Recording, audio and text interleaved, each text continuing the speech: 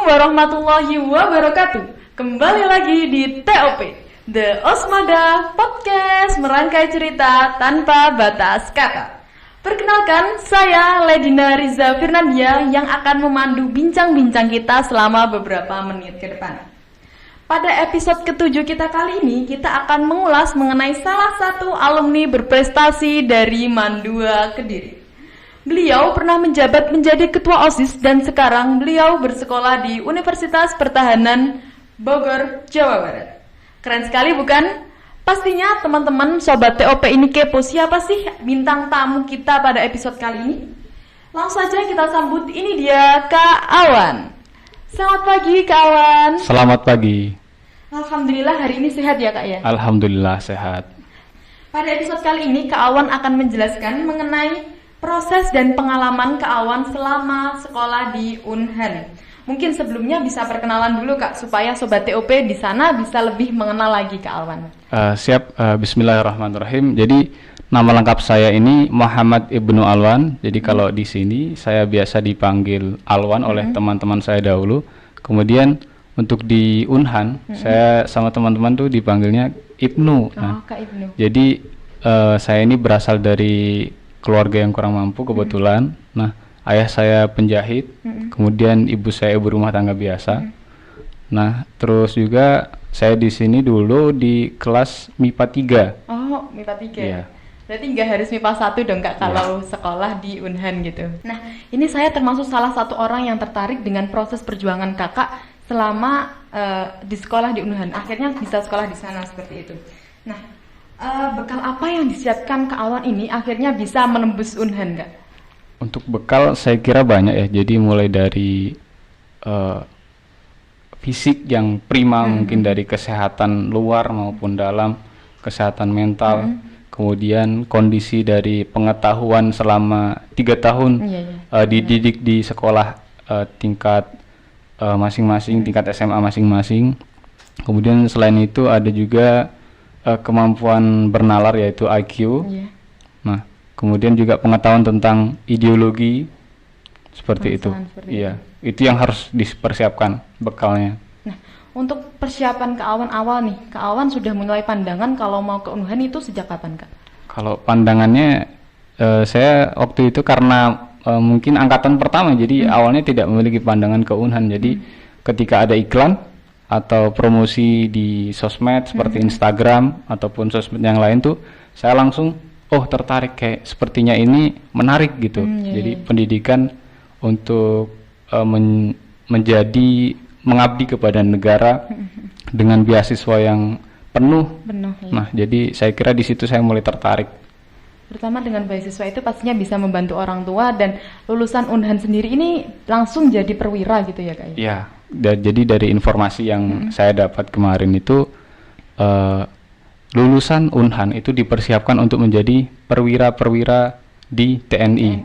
Nah, jadi mulai dari fakultas MIPA, teknik, farmasi maupun kedokteran itu juga sangat dibutuhkan di satuan-satuan TNI seperti itu. Nah, untuk beasiswa sendiri itu beasiswanya full mulai dari awal masuk sampai nanti lulus itu full dibiayai oleh negara. Jadi kita memang harus bersungguh-sungguh ketika belajar di sana. Berarti itu nanti waktu ada proses pembelajaran itu ada minimal IP ya Kak ya, supaya bisa diketahui anak ini serius atau enggak, nanti kalau enggak bisa di DO gitu. Iya, kalau di sana itu standarnya di angka 3,2. Jadi kita harus selalu berusaha keras di atas dari angka 3,2. Padahal sebenarnya 3,2 kalau kita kenal itu sudah tinggi mungkin ya di kampus lain itu juga sudah tinggi. Jadi mungkin standar kami memang harus seperti itu karena kami ingin menjadi world class university atau standar internasional. Jadi bekalnya itu udah lama banget dipersiapkan dan itu akhirnya nggak sia-sia ya Kak ya. Nah, untuk rutinitas studi Kak Awan ini di Unhan ini seperti apa? Apakah sama saja dengan kedinasan-kedinasan lain atau beda ini Kak? Jadi saya kira kalau di Unhan itu mulai dari akademik, kami dibina oleh dosen-dosen yang tentunya sudah berpengalaman dan kualitasnya sudah disaring dengan sangat baik. Kemudian setelah akademik itu ada kesenian. Kami dibina seninya biar otak kanan dengan otak kiri itu seimbang. Ya.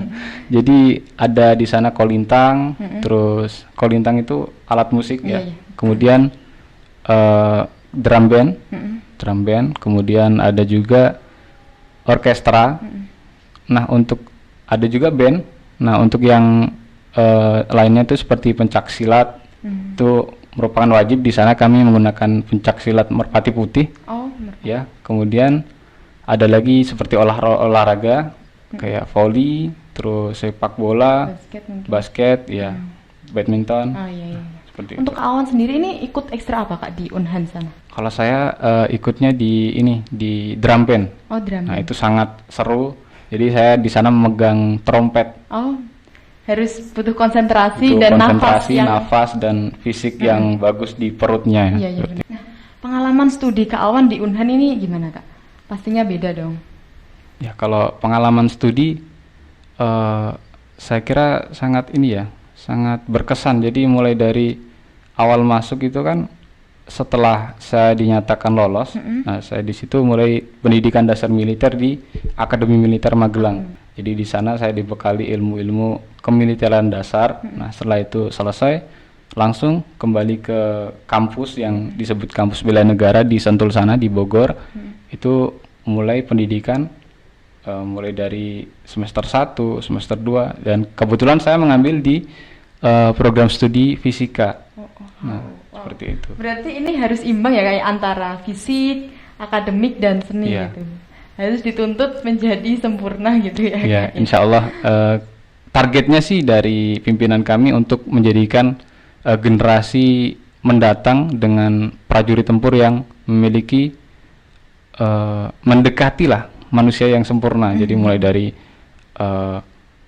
akademik, terus kesenian, kemudian bela diri, fisiknya. Nah, itu harus terpenuhi semuanya.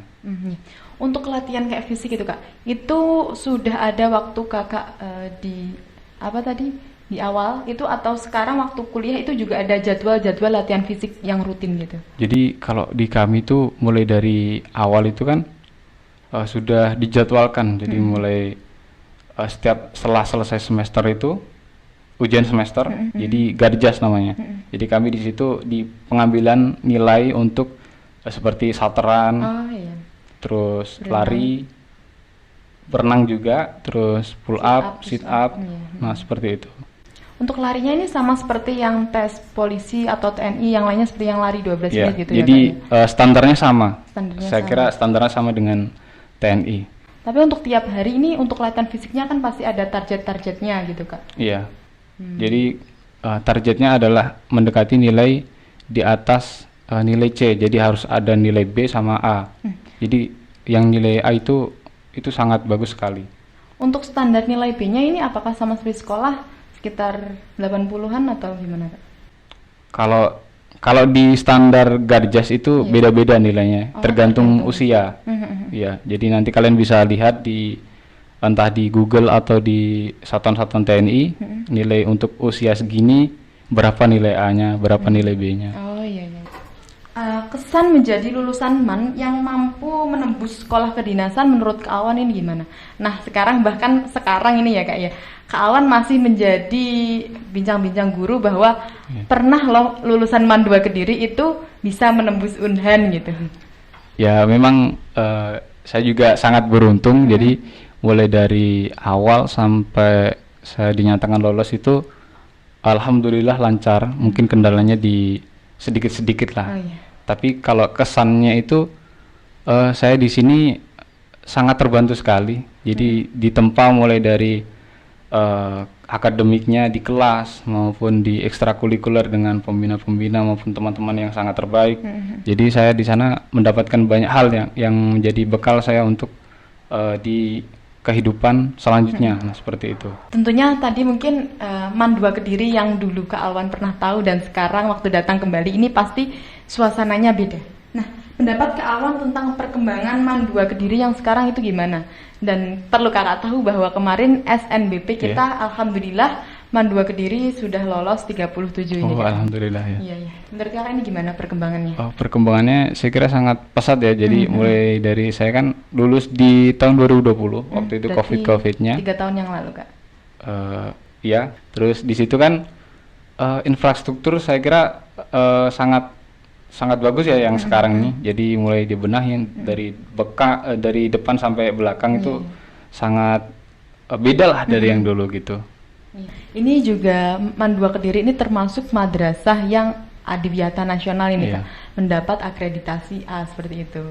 Untuk pesan kesan untuk keluarga MAN 2 Kediri dari Kak Awan apa, Kak?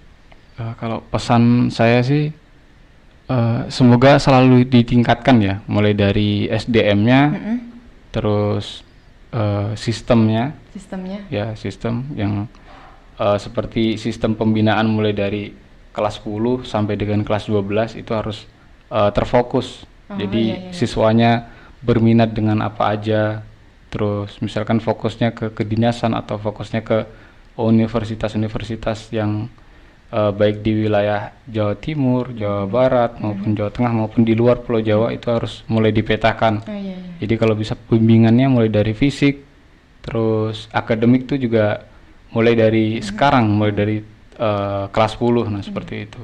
Berarti ini ada salah satu usulan Kak Awan untuk MAN 2 Kediri bahwa nanti dari kelas 10 sudah ada peminatannya bahwa ini mau ke kedinasan atau ke universitas lainnya gitu ya, Kak? Saya kira kalau diterapkan itu lebih bagus. Iya. Harapannya mungkin kedepannya agar MAN 2 Kediri seperti itu. Wah, dan pengorbanan yang telah dilakukan Kak Awan, semoga itu bisa menginspirasi kita semua agar tetap optimis terhadap sesuatu dan semoga kita bisa menyusul Kak Awan di Unhan. Amin. Ya. Amin. Sebelumnya terima kasih Kak Awan atas waktunya, telah menyempatkan waktunya di sini sharing-sharing bersama kita. Padahal hari ini adalah mungkin waktu berkumpul bersama keluarga gitu, waktu silaturahim gitu. Sekian sudah sharing-sharing kita pada hari ini. Jangan lupa Sobat TOP untuk terus pantau akun sosial media kami untuk mendapatkan banyak hal yang menarik dan tak terduga di Instagram kami di @osmada22_23 dan @osisman2kediri, di YouTube osisman2 kediri dan di TikTok osisman2 kediri. Kurang lebihnya mohon maaf. Saya Ledina Riza Firnandia pamit undur diri. Sekian, wassalamualaikum warahmatullahi wabarakatuh.